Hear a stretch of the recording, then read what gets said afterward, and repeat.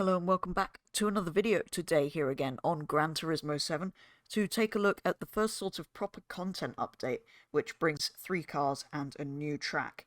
These 3 cars being this 2021 Subaru BRZ S, a 2021 Subaru BRZ GT300 car, and by far the coolest of the 3, a 1991 Suzuki Cappuccino, along with a new 24-hour layout of Spa-Francorchamps, and some cool Newscapes locations as well.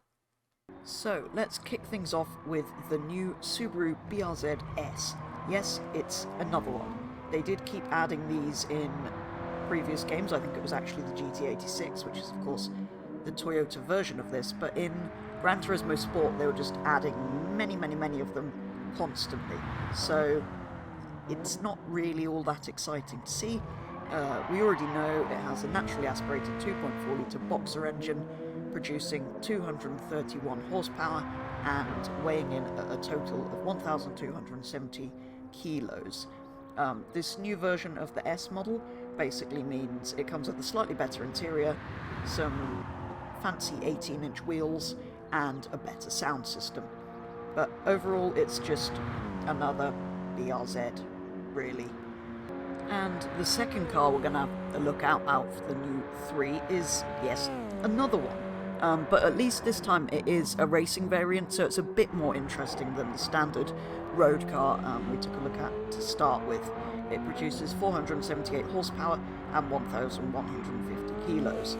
And yes, it's a racing car and quite a successful one, gaining pole position in 4 out of 8 races in the GT300 Championship that it takes part in, giving it a championship victory overall, so it's done rather well.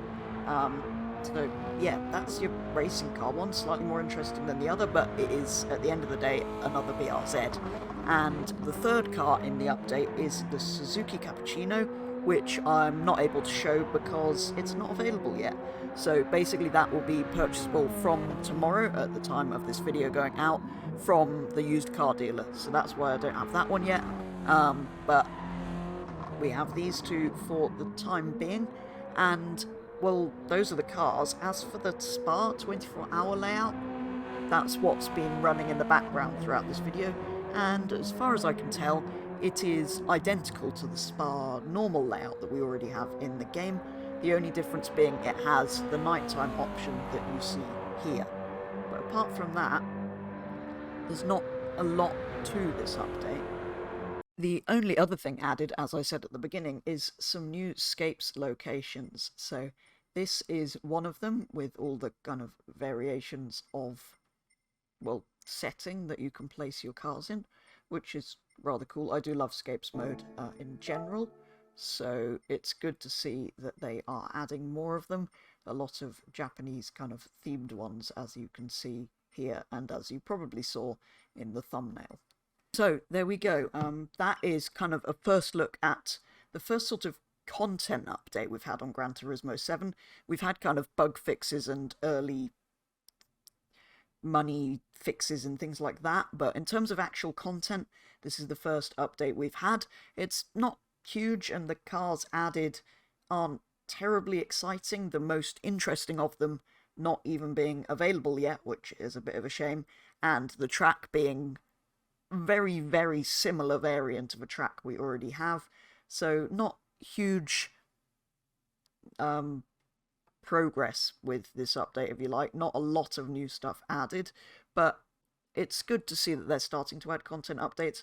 And if we look back at previous games like Sport, the first update was rather small, so it's good to see that they're starting to add new content.